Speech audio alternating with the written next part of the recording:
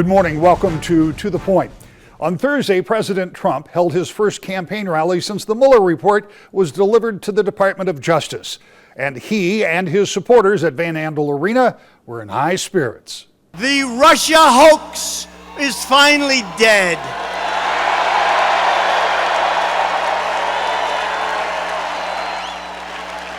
The collusion delusion is over. The special counsel completed its report and found no collusion and no obstruction. I could have told you that 2.5 years ago very easily. You know, it's interesting. Robert Mueller was a god to the Democrats, was a god to them until he said there was no collusion. They don't like him so much right now. This was nothing more than a sinister effort to undermine our historic election victory and to sabotage the will of the American people. Consider that Thursday rally the opening salvo in the re-election campaign for the president for 2020. And expect a whole lot more of that activity here as we become battleground Michigan. Another battle here in the state over the next few weeks or perhaps months will be about raising the gas tax by 45 cents. That's what the governor has asked for. Her director of the Michigan Department of Transportation, Paul Ajegba, says that's the right number. Of course, he supports the administration, but we ask him why. We start with his background. Mr. Director, I want to talk about all that's going on with the roads. We're about to get into that season where people stop complaining about potholes and start complaining about orange barrels. We'll get to that in a minute. But let's talk about you a little bit because you're new in this position as director, but you are certainly not new to the Michigan Department of Transportation. Talk to me about your background. That's correct. Rick, first let me say thank you for having me today. I started in the department about 28.5 years ago as an entry-level engineer. When I came in, we still have this program called our Engineering Development Program. And the way the program works, MDOT brings in new engineers straight out of college. They rotate you around the department several areas for about 18 months to 2 years.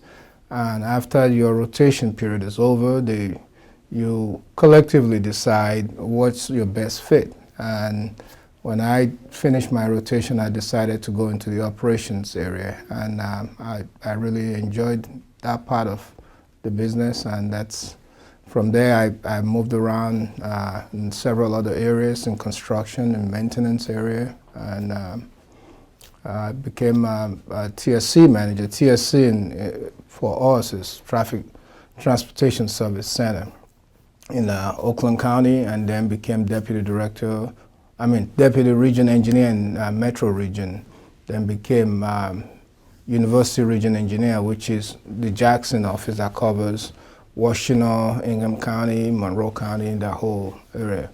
And then from there, became Metro Region Engineer for a few months before I got appointed by Governor Whitmer. So over that period of time, obviously you knew the previous director who was a longtime civil engineer with the Michigan Department of Transportation. So everything that you see, everything that you hear from people about roads, you've heard before, you've seen it before, so you're familiar with the problems. So let me ask you some really layperson questions. Sure. They're the questions you hear, I'm sure, all the time. And I'm sure it is to a bit of irritation to somebody who knows about construction and knows about roads, so please, with my apologies, tell you some of the things I hear. You know, the roads in Ohio are so much better than Michigan. Why don't we build our roads like they build them in Ohio? What is the reality? How do we build our roads, and is it different than other states? Well, you hear that. You also hear that the contractors don't build the road right, that we don't use the right material, we don't have enough oversight of the contractors. Honestly, that's oversimplification of the issue. The issue is funding. The reason why Ohio roads are better than ours is because they spend more money than we do on their roadways. Quite frankly, Ohio is in the same position we are now. Even though they are ahead of us, they are also in the process of asking for voters to approve gas tax increase, because I think they realize that your economy is tied to your infrastructure. And I believe, again, the governors put out a very bold plan to say it is time we fix our infrastructure and be competitive like Ohio and other states. Quite frankly, the longer we wait, the more expensive it gets. So this is as good a time to talk about doing something about our infrastructure. You will hear, even from members that are elected in Lansing, that there are all these other factors that go into. You enumerated a bunch of them. They talk about the weight of trucks on the road. They talk about any number of other items. But I take from your answer that you believe, and with your decades of experience in building roads and overseeing the building of those roads, from your perspective, the process is right. It's the amount of the process that we're not getting right. So you're not concerned about the weight of trucks or about the way we build roads or about the engineering, but it's really a matter of not having the funding from your perspective. And that's correct. MDOT's been placed in a position for the past, I'll say, maybe 10 years or more now, where we've been forced to do a lot of short-term fixes. And after a while, when people see you do a road project out there, they just assume the problem is fixed, not realizing that it's just a short-term fix to kick the can down the road a little longer. And then at some point, you're going to have to fix the main crux of the problem, which is the underlying structure. We've been doing a lot of, skim a little bit off the top and put it back. It looks nice for about a good 5 years. And then people will see a patch crew out there say, wait a minute, you were just out here 5 years ago. You didn't use the right material. You didn't build it right, and on the trucks. That's really not the issue. The bottom line is funding. We just do not have adequate funding to fix our problems. Proponents of putting more money into the Department of Transportation for just that, for road funding, say this is a problem that has developed over 40 years of neglect, of not funding appropriately. Some elected members, one in particular, who, when I was discussing the 45-cent per gallon gas tax issue, said that they were sensitive to and supportive of doing something about the roads, but they felt like the bar kept getting moved. Explain to me when a few years ago Governor Snyder said the goal was $1.2 billion and the angst that the legislature went through after a failed ballot proposal. And they came up to about that $1.2 billion with some general fund money and some other fixes that will fully come into place next year, I think, in your budget cycle. But already the Department of Transportation is seeing considerably more money than they were. This individual said, you're moving the bar. You said it was 1.2, now you want another 2.5 billion. The Senate Majority Leader said 2.5 might be okay, but we've already done 1.2 of that. It's suggesting that the next fix might be 1.3 billion. I've just confused a bunch of viewers by throwing out a bunch of really big numbers. What is the number? Well, to be honest, I believe in 2015, when that package was passed, MDOT was on record as saying we are going to need $1.2 billion just for MDOT roadways, not including the counties and the cities. But when the budget was passed, when the bill was passed, 1.2 billion was passed, and it was run through the Act 51 formula, which means MDOT only got 39% of the $1.2 billion that we asked for. So we're already 61% in the hole. And that's where you see the issue. And I'll give you a good example, Rick. Governor Snyder's nonpartisan study that was released in January after they left office did say that MDOT needs $1.5 billion. $2.5 billion. $2.5 billion, but again, for us as MDOT, piece of that is $1.5 billion. And the longer we wait, the more expensive it gets. One of the beauty of what Governor Whitmer's proposal is, let's not be playing shell game anymore. Say, well, we'll take $600 million out of general fund to add to transportation. Let's have transportation funds go strictly to transportation. Let's general fund go to general fund. School aid money go to school aid. It cleans up everything. And I believe, to me, for us in the department, that is what we will, it's a welcome news, because then we know our program is certain. The 600 million from the general fund, quite frankly, is not guaranteed.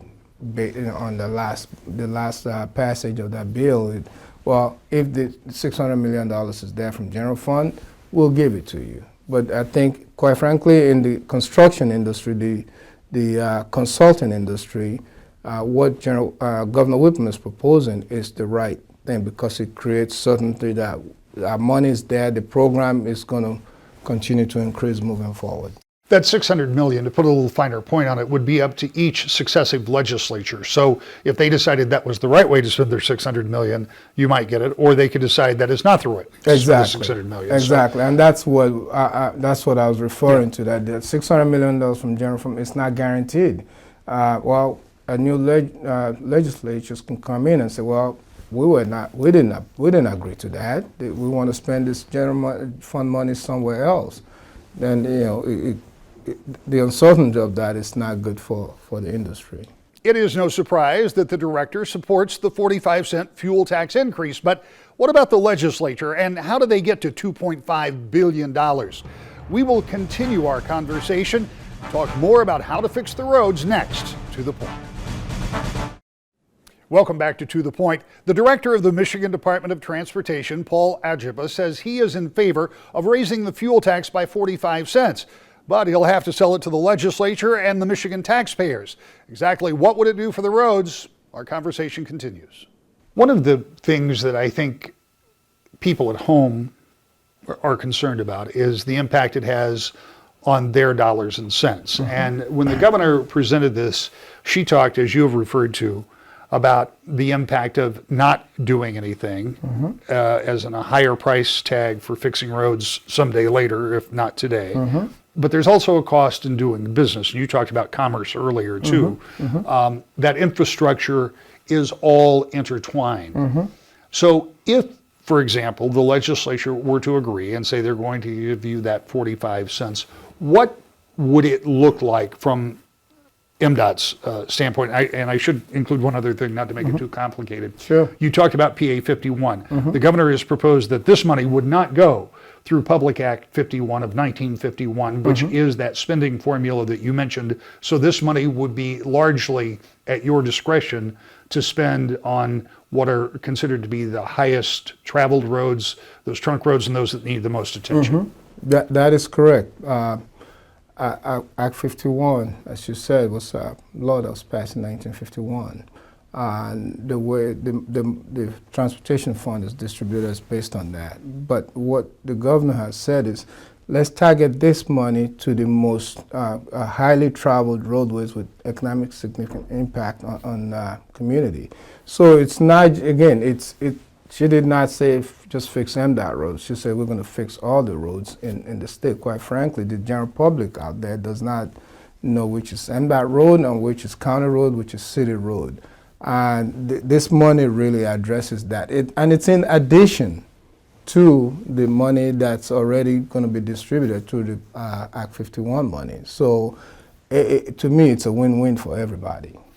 There are people, particularly in county road departments to the north, that might not agree with that, because some of them are concerned that because you would be basing this on usage to some degree, mm-hmm. and we know that as you go north of Kent County, for example, mm-hmm. they don't get as much usage, and at least one lawmaker to the north has concerns about that. Mm-hmm. How do you allay the fears of people that might not be in major metropolitan areas? For example, when I think about highly traveled roads, I think about your old region over in the metro, mm-hmm. where every time you're over there, you're dodging a pothole or a lane's closed down or something. So clearly there would be a big need in the largest population center mm-hmm. to fix those really highly traveled roads, which might not be the same as Grayling, right? That is correct. But the way I would describe it to my friends on the northern side of the state is that the governor said we are one state.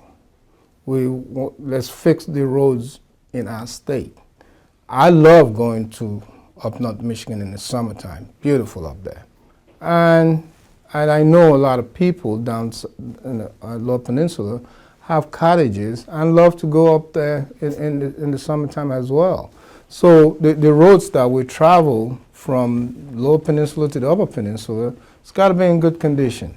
Regardless of what part of the state you live in, it is still vital to our economic well-being as a state. So again, we are all in this together, and I believe that's the governor's message is let's not split Upper Peninsula and Lower Peninsula. Let's fix the roads in the state. Let's talk about the cost to individual drivers. Now, I've done the calculations for my family, and I know roughly what that would cost. Overall, what is the sense from the department standpoint, from the administration standpoint? What kind of a price tag does this have for the average driver? Well, I believe in the governor's budget that she released says about roughly $23 a month, close to about $600 annually. I can tell you the cost of fixing a broken rim one time is more than that. So we're already paying for this, but we're paying for it without fixing the roads. We're fixing our cars. I mean, I really have a hard time believing that this is our new normal, fixing cars, broken rims instead of fixing roads. In a way, we look at it, it's best that we invest in our roads for the good of the general public. The one thing that I do know about the public in general is that they are not terribly invested in delayed gratification. And paying 45 cents a gallon for fuel today is not going to fix my roads tomorrow. It's going to be a number of tomorrows. So as someone who is an engineer, as someone who has been boots on the ground with the Michigan Department of Transportation, let's just fast forward for a moment and pretend that this 45 cents per gallon comes to be. And I make no such projection at this point, but let's say that happens. Yes. How long is it going to be before I can say, boy, the roads are sure better around my house? Well, if you look at the governor's plan, I wish I can show you a visual graph. It says in 10 years, by 2029, we will reach the 90% goal. That's the industry goal. But if we do nothing now, it's a ski slope graph. It's just going all the way down. And the governor mentioned, it took us 40 years of this investment to get to this point. We've dug ourselves a big hole. And it's going to take a while to climb out of it. And quite frankly, once we get to that 90% goal, I would hope by 2029, the next generation will say, let's do everything we can to keep it up there. And instead of having that, well, this investment will start going back down again. There's a study that says if you spend $1 when your road condition is in good or fair condition, it saves you $6 to $14, if you let it fall into the poor category. So I hope that we keep up that level of investment moving forward. Republicans and Democrats very often disagree about things, but in the case of roads, both the former Republican governor and now the Democratic governor were very serious about roads and the condition of not just roads but bridges. I remember Governor Snyder brought a big chunk of cement and put it on my desk and said, this is what we're trying to fix. Right. So are we talking about, and I don't want to get too far into the weeds, but I'm interested in this because I look at some of this old infrastructure. The bridges are the most apparent. I mean, roads are kind of roads, and I don't know if they've been patched like you were talking about or if they've actually gone all the way down to the bed and been done the way they need to be. But are we talking about replacing a lot of bridges? Are we talking about really wholesale infrastructure change that has to be like completely taken down because it's just been there too long? It's really a smorgasbord, Rick. The governor, in her proposal, which I think was very smart, is say we have a lot of bad bridges in the state. I mean, not that they're unsafe, but some we put that are closed. Local bridges. Some we put load restrictions on them. Some have been propped up right now with temporary supports because the local government does not have the money to either replace them or fix them. So what she had said is, let's bundle all these bridges. We've identified about 1,100 to 1,200 bridges of that kind. And what we're going to do is bundle them together and then put MDOT will manage the contract and put them out for bid and slowly fix this over time. And what that really does is, as we're improving our roads, we're also improving our bridges. That's going to be, rough estimate of close to about $1 billion that the locals are getting, quite frankly. And that's, to me, is looking at the whole package. I asked you this next question because it's something that I've thought about, but it's something you know about because you've done this in the past. You know roughly how many people there are in this state that are prepared to do the kind of jobs that you need to be done. The contractors who have the equipment, the qualified engineers, and the people to do it. If you put another $2.5 billion in the pipeline, do we have enough people to do the work, or does that create an artificial inflation by having so much money all at once with only a limited number of people to do the work? Yeah, I've heard that argument as well. I don't see the inflation issue being a problem, to be honest, because we went through this in 2008, 2009 when President Obama came in.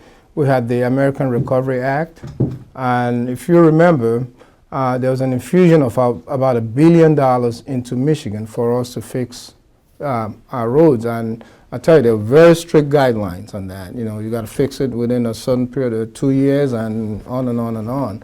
And that's the same thing the governor's proposing. And the industry, the construction industry, the consulting industry have always said, you give us a steady stream of revenue, we will ramp up. We'll get the workforce in there, we'll invest in equipment, and we'll be ready to go. And they met that challenge in 2008, 2009, and I don't expect to be any different. And after we wrapped up the whole summary of that funding package in 2008 and 9, we didn't see proof of any inflation in our numbers at all. When you think of the transportation system in this state, something you've been involved with for a very long time, and when you think about this proposal and the 10 years or so it would take to get to that 90% where roads are good, how doable does it feel to you? I know you can't make a judgment about whether or not the gas tax gets passed, but is this real to you if that money gets into this system that you can actually make this happen? And I ask that because I've been in Michigan about as long as you've been at the Department of Transportation. And from the first day that I was here, I heard people complaining about the roads. So to me, it's a constant. I've heard it for forever.